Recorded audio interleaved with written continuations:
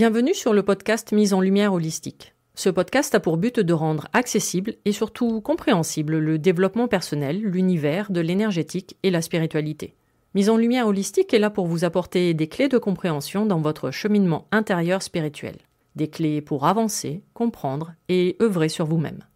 Je suis Véronique Thorezin, coach, mentor et thérapeute holistique quantique. Et c'est la maladie, une sclérose en plaques, maladie neurologique dont je suis atteinte depuis plus de 15 ans, qui m'a permis de découvrir et plonger dans le monde énergétique il y a plus de 10 ans maintenant. De par mes propres expériences, mes connaissances acquises, mes compréhensions qui sont devenues aujourd'hui mon expertise, je vous accompagne avec ce podcast pour un moment de partage, afin de vous permettre de transformer votre monde intérieur et votre vie pour retrouver votre pouvoir intérieur et votre souveraineté. Chaque semaine, seul ou avec des intervenants, j'aborderai de nombreux aspects de l'univers énergétique, tels le lâcher-prise, la confiance en soi, les différents plans de conscience, la médecine traditionnelle chinoise, ainsi que bien d'autres pratiques de la spiritualité. Et surtout, une notion chère à mon cœur, l'ancrage, la clé de votre être. Je vous souhaite la bienvenue pour ce moment d'écoute. Vous êtes un corps, une âme et un esprit.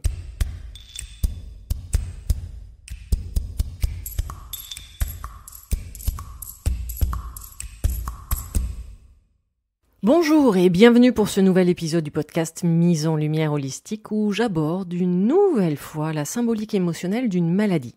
Aujourd'hui, nous allons parler de la thyroïde. Et je pense que vous commencez à me connaître sur ce podcast et vous vous doutez bien que nous allons chercher d'autres réponses ou d'autres pistes que simplement l'Evorox. Voilà, je ne vais pas en plus citer leur marque, enfin bref. Je vais essayer de chercher à comprendre la thyroïde au niveau de sa symbolique émotionnelle, ses différents messages, que cela soit en hypo ou en hyper. Toujours du point de vue énergétique, sur le plan émotionnel, saupoudré de médecine traditionnelle chinoise. Mon but est toujours de vous apporter plein de pistes de réflexion différentes que vous devez ensuite vous approprier par rapport à votre mode de vie. N'oubliez jamais, et heureusement d'ailleurs, vous n'êtes pas obligé de cocher toutes les cases que je vais citer aujourd'hui. Donc après les différents épisodes sur le cancer, l'endométriose, les allergies, le mal de dos, le burn-out, la maladie d'Alzheimer, le diabète, les maladies inflammatoires, la symbolique des yeux ou encore même de la peau, parlons aujourd'hui de comment se forme la maladie et surtout à quoi elle peut bien vous servir. Donc petit rappel comme à chaque fois, j'aborde la maladie du point de vue symbolique, émotionnel, puisque c'est la base de mon métier de thérapeute holistique. Nous avons un corps, oui, un véhicule terrestre, mais nous sommes avant tout une énergie qui, par sa vibration et sa fréquence, vont créer des blessures, des failles, une sorte de chaos énergétique qui vont venir se cristalliser pour prendre vie et ainsi créer une maladie ou un blocage dans le corps. Comprendre comment se forme la maladie du point de vue énergétique, comment une émotion que l'on n'a pas su gérer, que l'on s'est empêché de vivre dans l'instant présent, en la cachant, en étant dans le déni à un moment donné, peut nous rendre malades. Ça, je vous l'ai déjà expliqué dans l'épisode 5 du podcast « Comment se forme la maladie ». Je vous laisse le découvrir, ainsi d'ailleurs celui qui concerne les plans énergétiques, les différents plans de conscience, car ce sont les fondations de tous mes propos ici et dans les autres épisodes. Alors, parler maladie me tient toujours à cœur, car ce sont les fondations de toute ma vie déjà, en tant que malade, avec une sclérose en plaques, en étant du coup mon propre cobaye sur qui j'expérimente de nombreuses et différentes pratiques et techniques de développement personnel depuis 13 ans maintenant, et en tant que thérapeute holistique depuis de nombreuses années également, avec un accompagnement de compréhension face à la maladie, au blocage et différents traumatismes. Nous ne tombons jamais malades par hasard. Gardez toujours cela en tête, car la maladie vous parle. Elle a un message pour vous. Et à vous maintenant de la comprendre et de la décoder.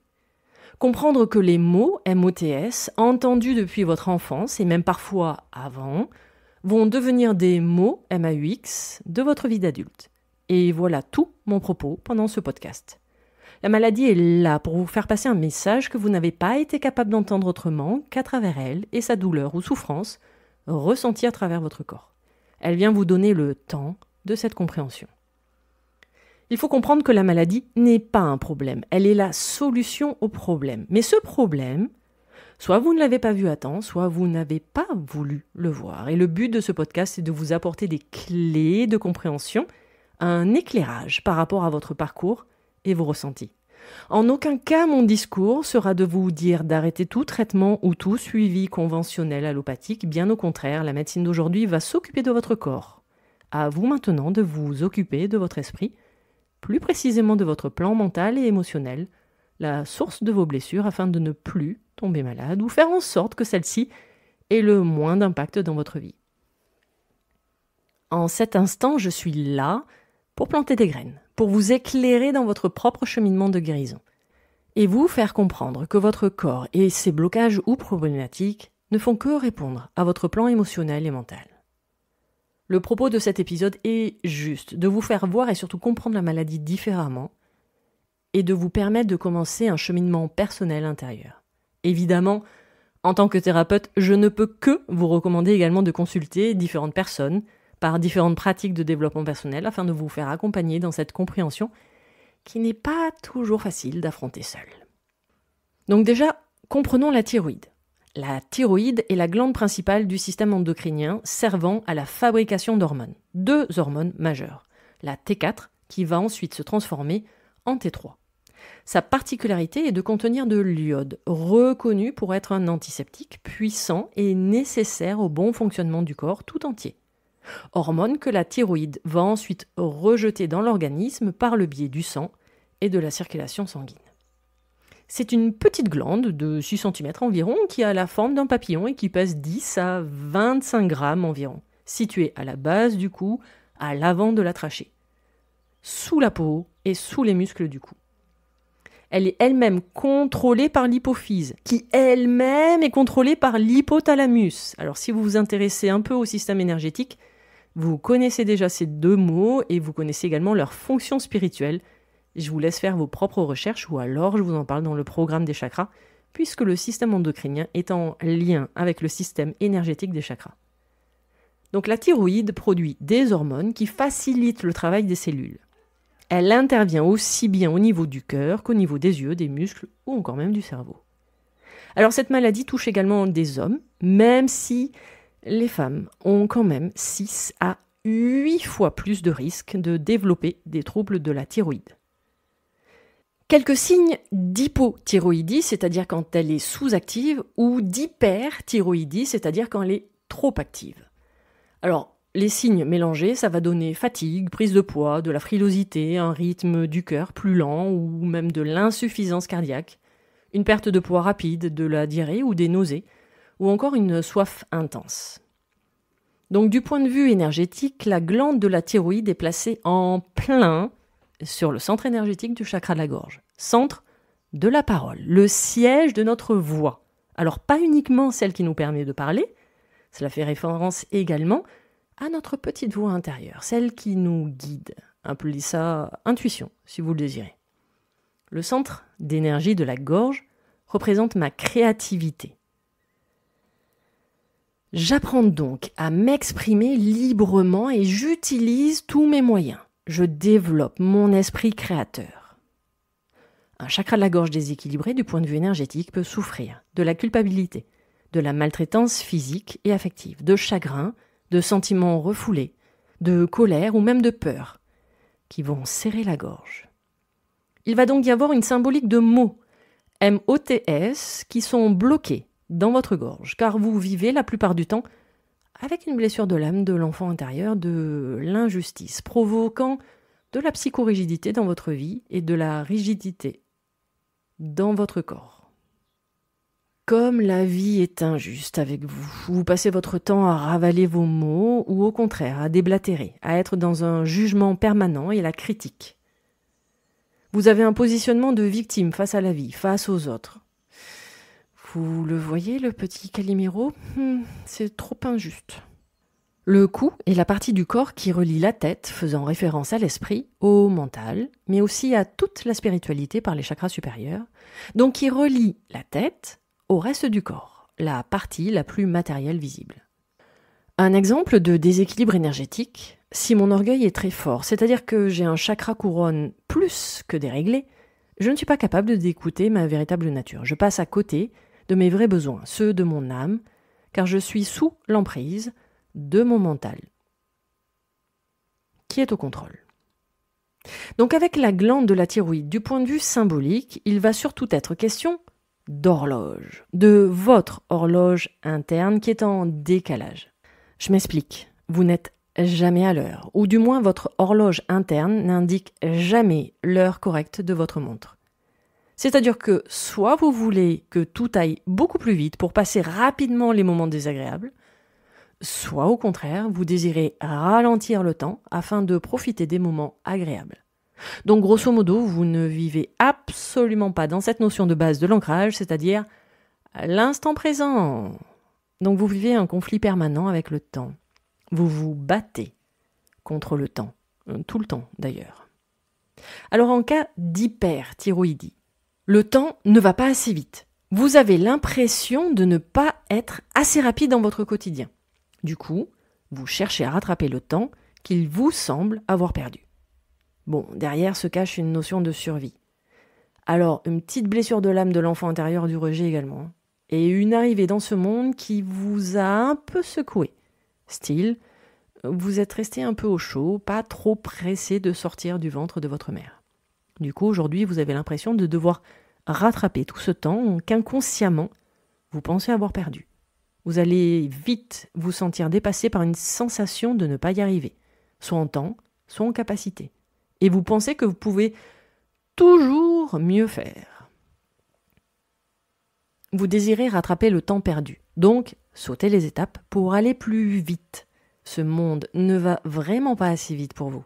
Et ce qui va être totalement paradoxal chez une personne avec de l'hyperthyroïdie, c'est que du coup, elle peut se sentir totalement submergée par les événements et leur rapidité, avec la tête sous l'eau très rapidement, une incapacité à s'organiser, à gérer des responsabilités qui va lui demander beaucoup trop d'énergie et donc la fatiguer très rapidement. La personne va se sentir impuissante face à la vie. Donc l'hyperthyroïdie, avec son hyperactivité, indique une grande déception face à la vie, comme un sentiment d'échec. Échec de ne pas pouvoir s'exprimer, de répondre aux attentes des autres, avant les vôtres, créant ainsi une frustration interne, allant jusqu'à de la rancune. Il y a donc un grand manque d'écoute intérieure, faisant référence au déséquilibre énergétique du chakra de la gorge. Voyons maintenant le cas de l'hypothyroïdie. Eh bien, cela va être totalement l'inverse. La personne désire ralentir le temps. Elle trouve que tout va trop vite dans sa vie et dans son monde. Autant avec l'hyperthyroïdie, la personne est en mode survie, autant avec l'hypothyroïdie, la personne a peur de la mort. D'où son envie de ralentir le temps afin de retarder au maximum ce passage. Car la personne veut passer plus de temps à profiter de sa vie et arriver au bout sans regret.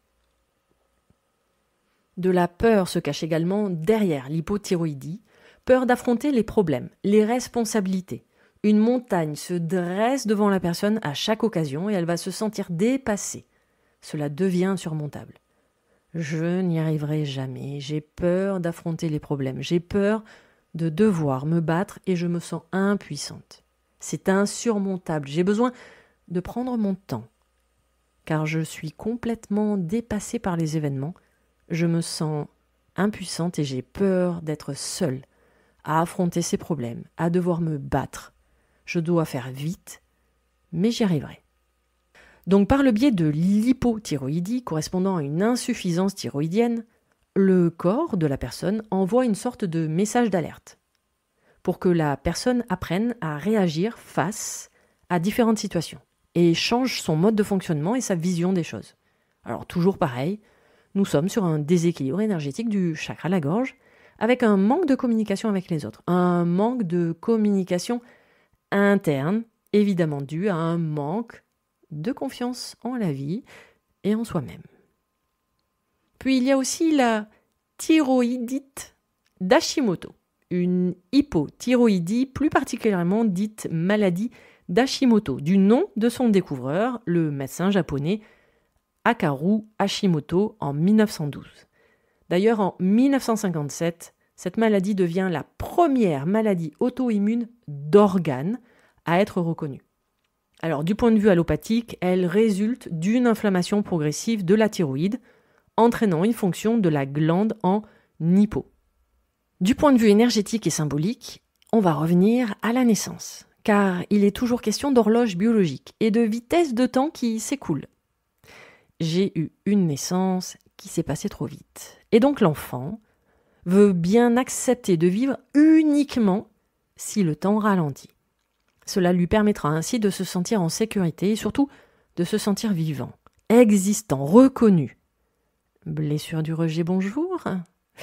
Alors, comme la personne se sent en permanence en insécurité, elle se sent impuissante face à des événements, des situations, voire des conflits. Elle peut même avoir la sensation d'avoir les pieds et les mains liés, ce que l'on peut d'ailleurs retrouver très facilement lors d'un soin énergétique. La personne va avoir la sensation de vivre dans l'urgence, parfois même dans un danger permanent. Elle sent que la situation est urgente ou dangereuse, qu'elle doit changer les choses, même physiquement, que cela presse, mais n'y arrive pas, car elle se sent totalement impuissante, même physiquement. Concernant la symbolique du goitre, indiquant une glande de la thyroïde trop active, il peut se cacher derrière une mémoire cellulaire d'étranglement à la naissance, avec le cordon ombilical autour du cou. Ou alors même une mémoire transgénérationnelle, c'est-à-dire une mémoire cellulaire familiale d'ancêtres qui ont été pendus, décapités ou étranglés, qui peut se cacher derrière une peur de s'engager dans la vie. Il va donc en résulter un début de vie relativement quand même difficile, pouvant créer plus tard du stress, de l'angoisse ou de l'anxiété permanente.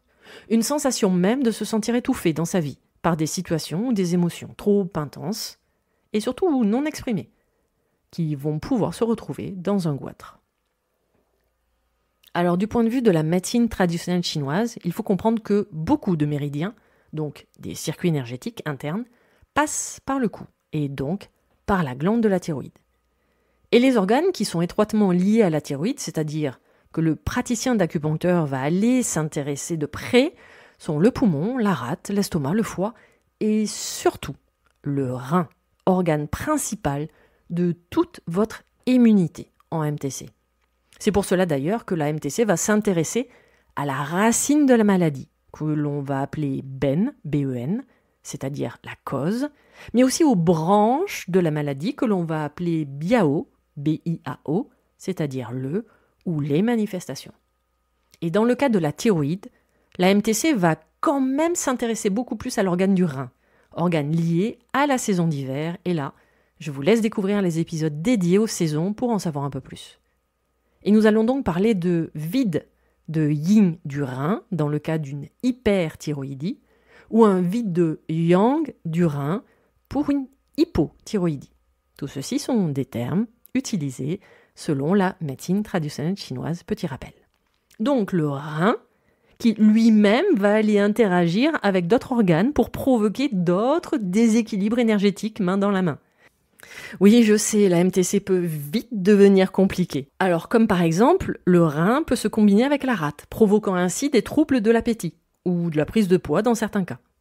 Il va se combiner également avec le poumon, ayant comme conséquence de la toux ou un essoufflement. Ou encore avec le cœur, pour avoir des troubles de la parole, du sommeil ou de la pensée. Sans oublier son grand ami le foie, qui a pour fonction d'épurer vos émotions, avec comme émotion principale la colère et la frustration.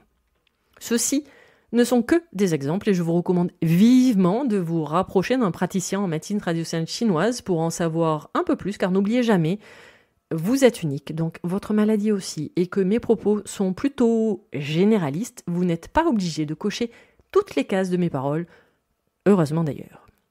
Voyons quelques pistes de réflexion pour un rétablissement énergétique. Alors votre alimentation, toujours évidemment adaptée selon les saisons.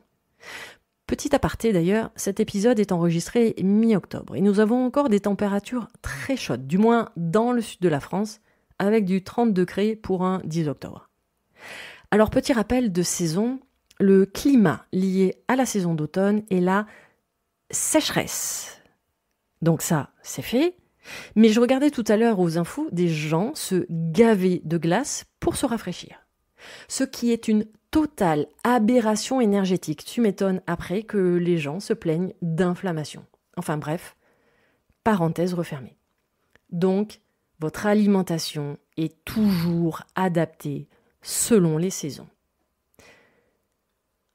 Autre piste de réflexion, de l'acupuncture évidemment, et pourquoi pas même de la pharmacopée. Rééquilibrer votre chakra de la gorge via un accompagnement énergétique. Approfondir la petite blessure de rejet qui se cache derrière, avec un peu d'injustice également. Apprendre à s'exprimer et surtout à écouter sa voix intérieure par un travail d'introspection et de développement personnel intérieur. Prendre confiance en vous en découvrant qui vous êtes et comment vous fonctionnez. Ai-je besoin de parler de connexion à l'instant présent pour des personnes qui ont un souci d'horloge interne, qui ne fonctionnent pas du tout sur le bon fuseau horaire interne?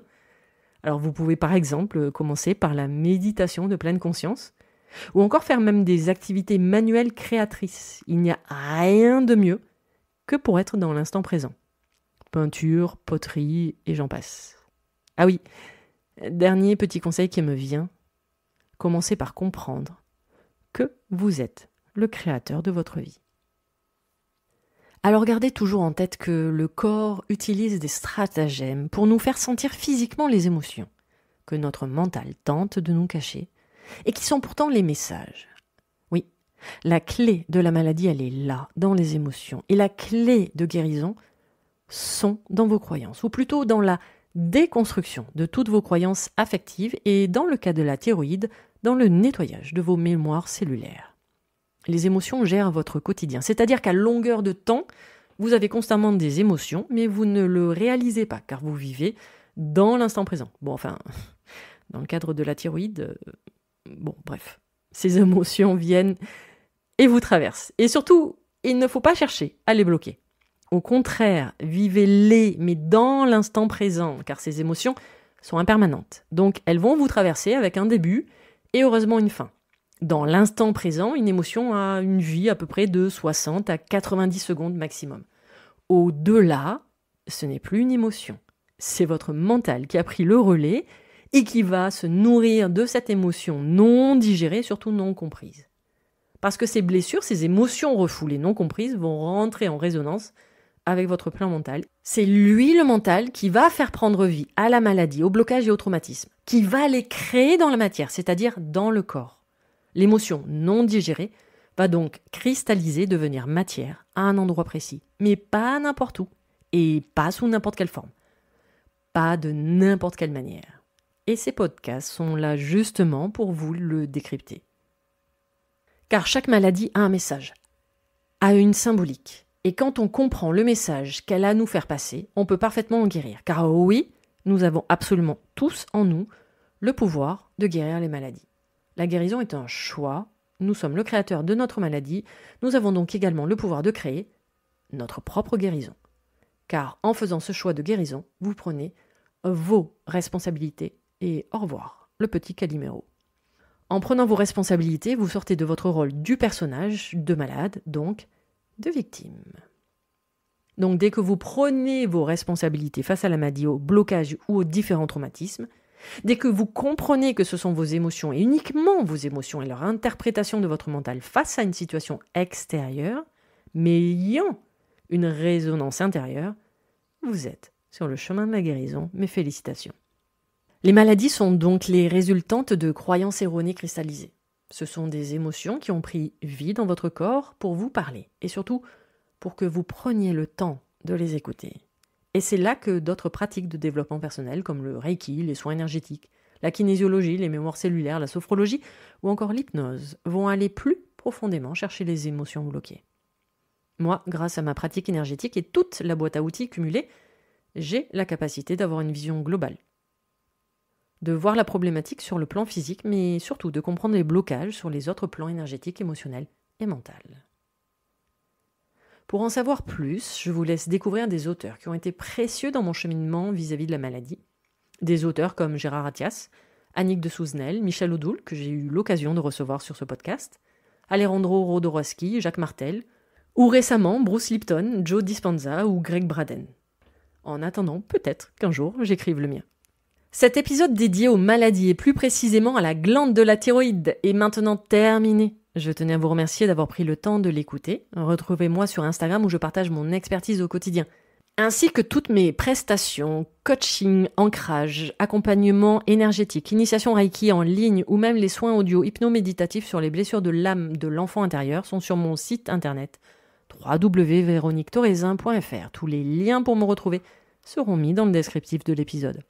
Nouveauté également, vous pouvez vous inscrire à ma newsletter mensuelle pour recevoir des nouvelles énergétiques régulièrement. Et également, vous avez à disposition gratuitement un e-book que j'ai créé sur la notion énergétique chère à mon cœur, l'ancrage, afin de comprendre cette notion spirituelle différemment. Vous pouvez écouter tous les autres épisodes sur les différentes plateformes d'écoute, ainsi que sur ma chaîne YouTube. À vos prochaines écoutes, à nos prochaines aventures, merveilleux moments à vous, et à très vite dans un prochain épisode. Pour ne manquer aucun des prochains épisodes, n'hésitez pas à vous abonner sur votre plateforme d'écoute favorite, à commenter, à noter et même partager le podcast Mise en Lumière Holistique. Vous êtes un corps, une âme et un esprit et n'oubliez jamais, vous êtes précieux.